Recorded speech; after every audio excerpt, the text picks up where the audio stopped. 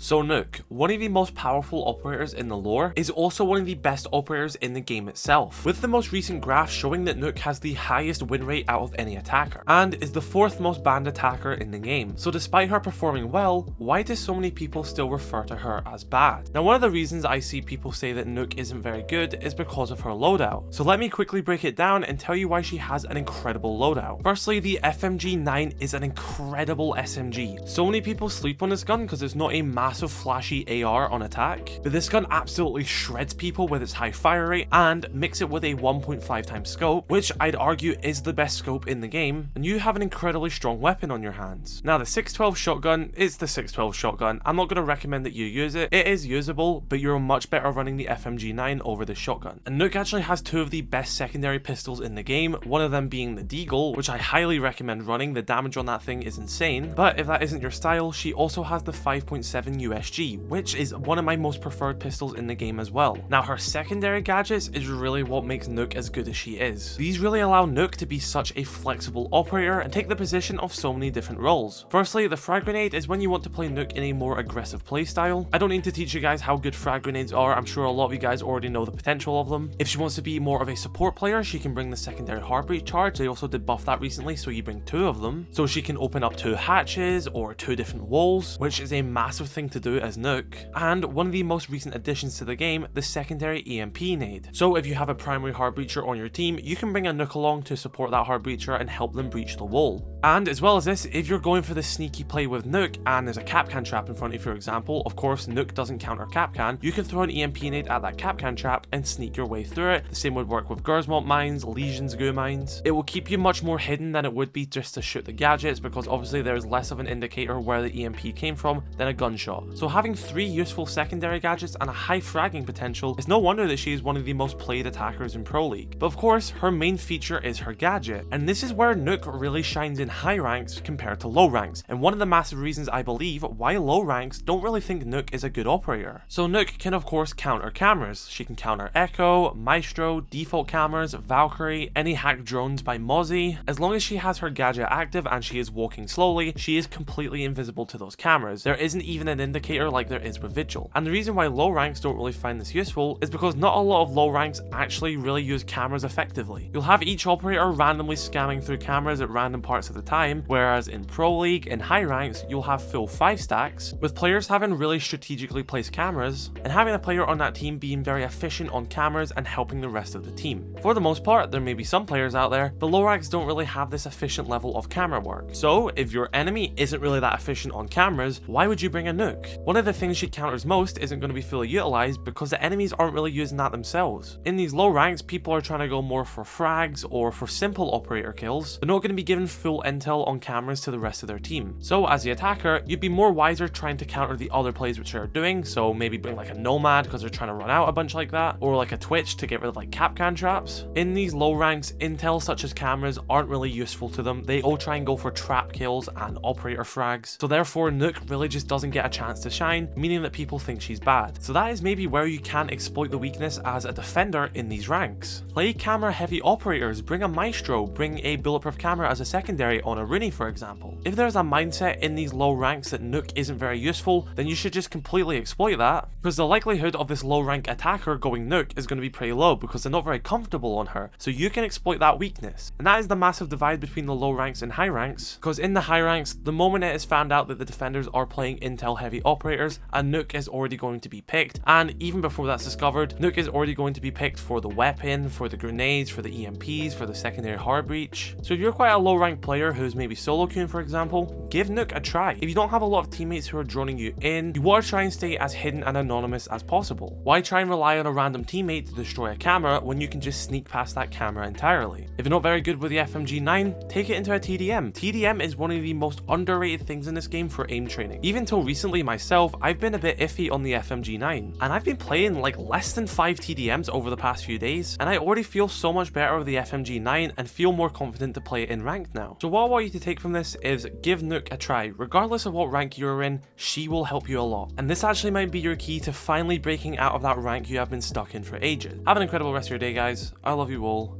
Stay safe. Peace.